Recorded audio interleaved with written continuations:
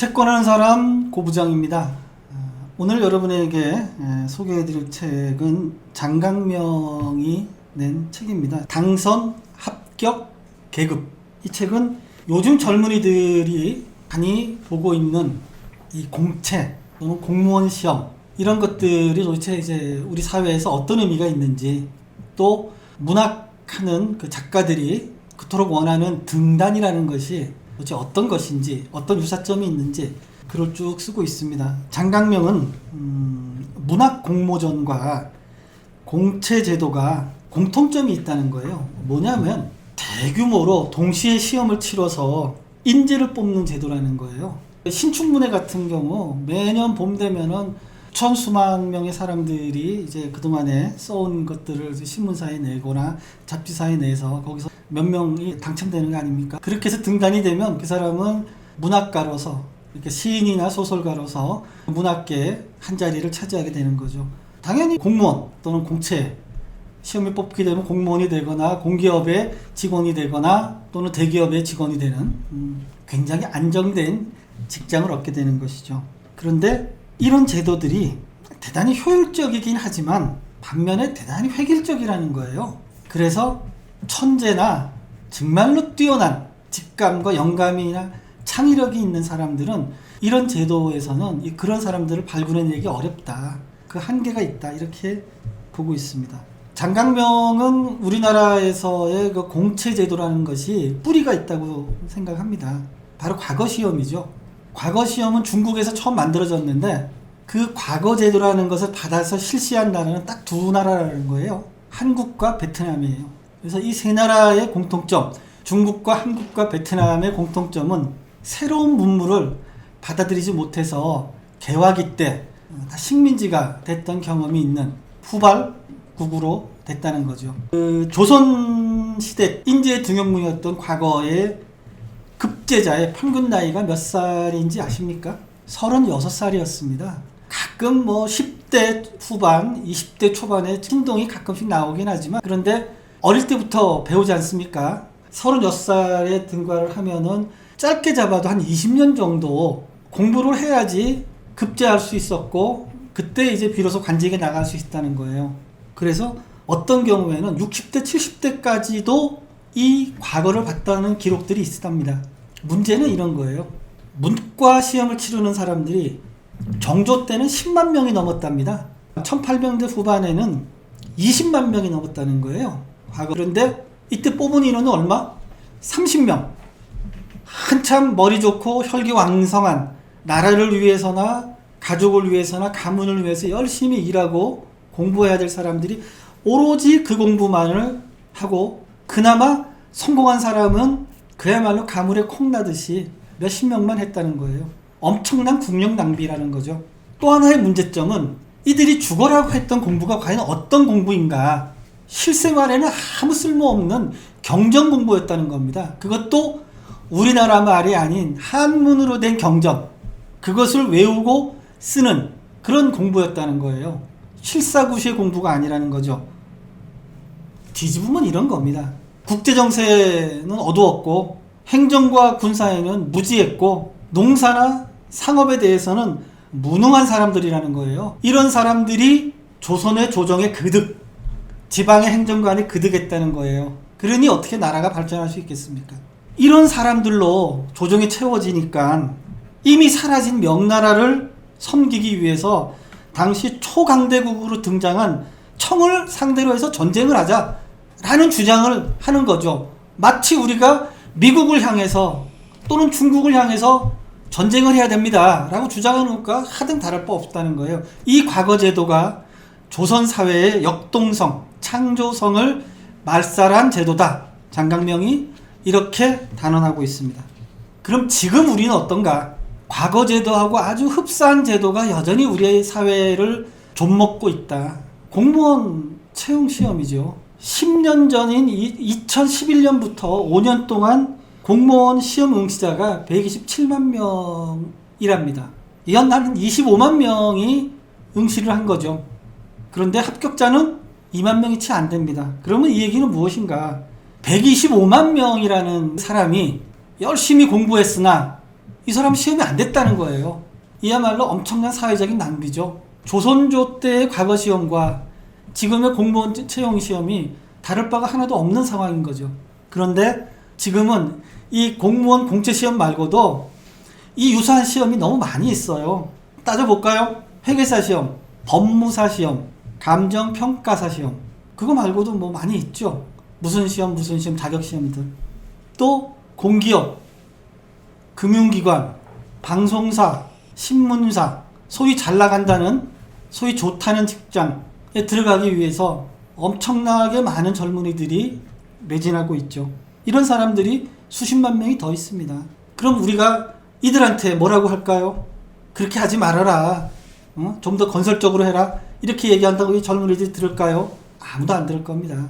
왜냐? 시험은 어렵지만 그 시험에 일단 합격만 하면 사회적으로 대단히 안정되고 인정받을 수 있는 그런 직장이 평생 보장되기 때문입니다. 그리고 출발 지점이 어딘가에 따라서 이 젊은이들의 남은 생이 달라지는데 어떻게 젊은이가 그런 것을 포기하고 다른 것으로 눈을 돌릴 수 있겠습니까? 젊은이들만 나무랄 건 절대로 아니죠. 현재 우리의 사회 구조가 그런 것을 하도록 종용하고 있기 때문이죠. 자격증 한 번만 잘 따면 평생 먹고 살 수 있는데 어떻게 자격증 시험을 포기하겠습니까? 한 번 시험을 잘해서 공무원이 되거나 공기업의 직원이 되거나 언론사 직원이 되면 사회적으로도 인정받는, 그리고 평생 직장이 보장되는데 누군들 이걸 안 하려고 하겠습니까? 문단도 비슷하다는 거예요. 아까 말씀드린 것처럼 등단만 하면 평생 등단 작가라는 이름으로 문학계에서 먹고 살 수 있다는 겁니다. 이러한 제도가 허용되기 때문에 빌 게이츠나 스티브 잡스나 마크 저커버그나 일론 머스크나 이런 세상을 혁신하는 그런 사람들이, 그런 천재들이 나타나지 못하고 있다는 겁니다. 만일 이런 사람들이 지금 우리나라에 와서 공무원 시험이거나 대기업 시험을 본다? 붙을 수 있을까요? 떨어질 겁니다. 그 어마무시한 시험 경쟁을 이 사람들이 절대로 통과하기 어려울 겁니다. 이런 공채 시스템은 천재를 절대로 뽑지 못합니다. 이 책 전체를 통해서 장강명이 한 얘기 중에 제가 제일 공감 가는 얘기는 바로 이 대목입니다. 실제로 시험을 해보거나 시도해보기 전에는 그 행위가 뻘짓인지 천재적인 발상인지 확인해보기 어렵다. 그래서 이런 시도가 자유롭게 이루어지도록 허용돼야지만이 혁신이 이루어지고 발전이 이루어진다 라고 주장하고 있습니다. 저는 청강명의 주장에 100% 공감합니다.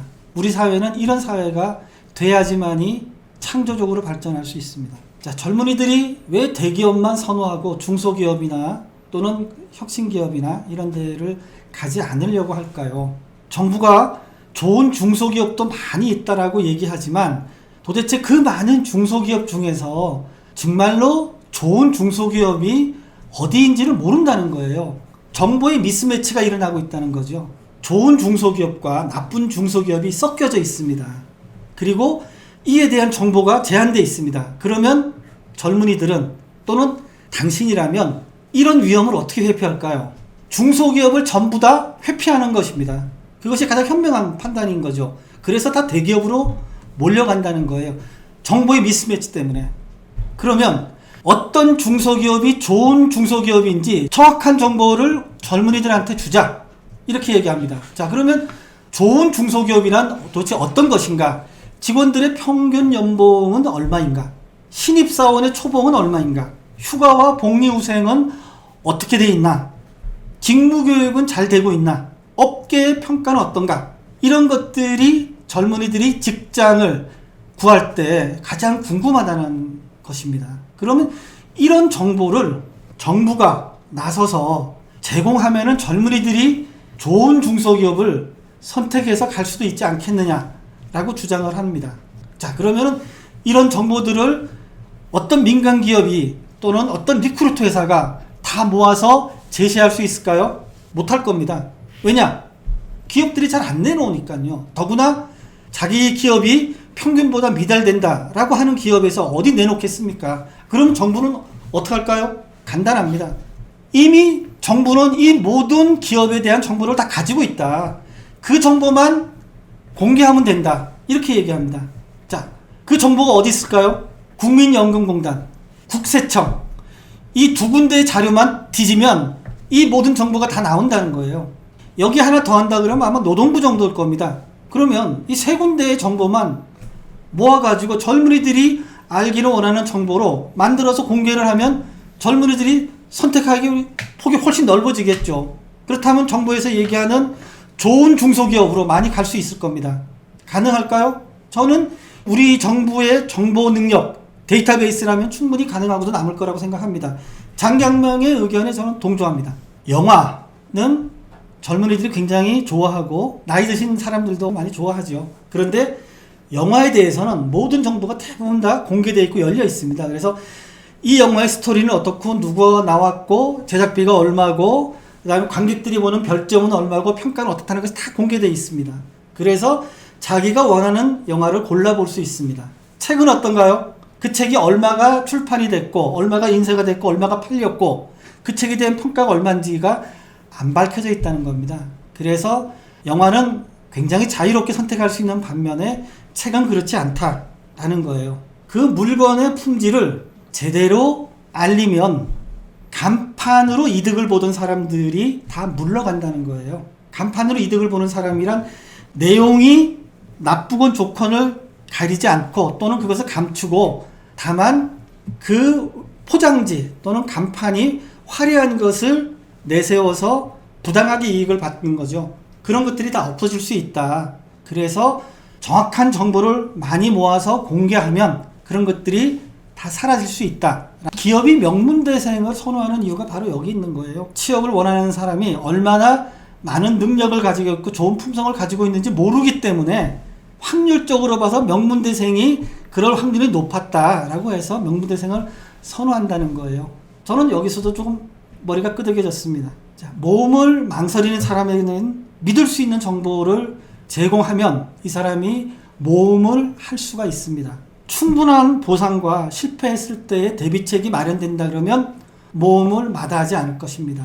우리가 젊은이들한테 진취적이 되어라, 창조적으로 되어라, 모험을 해라 하고 얘기만 하지 말고 이들이 그런 것을 할 수 있게끔 제도적으로 마련해 주어야지만이 된다라는 것이 이 책을 통해서 얘기하고자 하는 것일 겁니다.